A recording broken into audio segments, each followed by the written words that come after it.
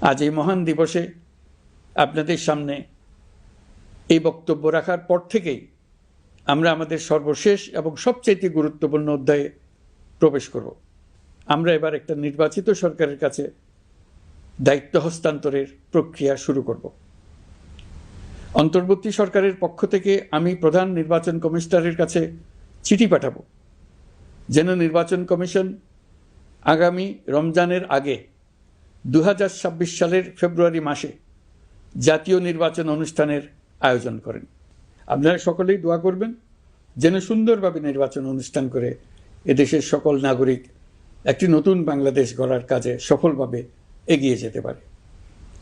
আমরা সরকারের পক্ষ থেকে এই নির্বাচন যাতে সুষ্ঠু, শান্তিপূর্ণ এবং উৎসবমুখরভাবে সম্পন্ন করা যায় সেই জন্য সকল প্রকার সাহায্য সহযোগিতা প্রদান করব। এবারের নির্বাচন যেন আনন্দ উৎসবের দিক থেকে, শান্তি শৃঙ্খলার দিক থেকে, ভোটার উপস্থিতির দিক থেকে, সৌহার্দ্য ও আন্তরিকতার দিক থেকে দেশের ইতিহাসে স্মরণীয় হয়ে থাকে।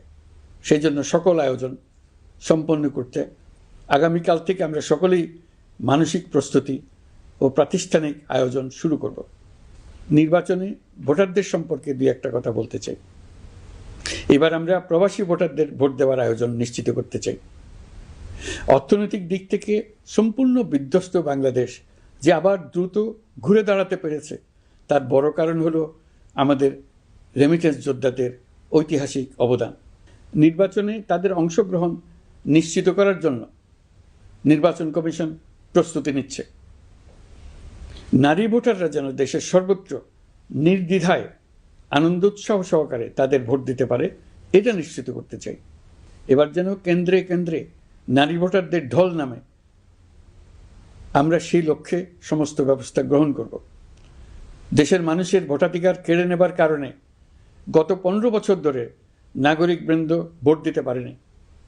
এবারের নির্বাচনে আমরা আমাদের বকেয়া আনন্দ সহ মহা আনন্দে ভোট দিতে চাই। এবারের নির্বাচনে জীবনে প্রথমবার ভোট দিতে যাবে এরকম ভোটাররা নানা উৎসবের মধ্য দিয়ে ভোট কেন্দ্রে যাবে, তাদের এই দিনটি স্মরণীয় করে রাখার জন্য।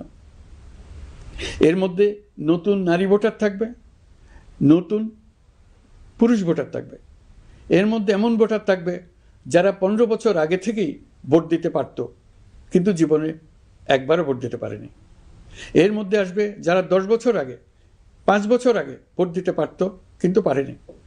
আর আসবে ভাগ্যবান ও ভাগ্যবতীর দল যারা এই প্রথমবার ভোটার হওয়ার যোগ্যতা লাভ করলো এবং সঙ্গে সঙ্গে ভোট দেওয়ার সুযোগও পেয়ে গেল। নির্বাচনের দিন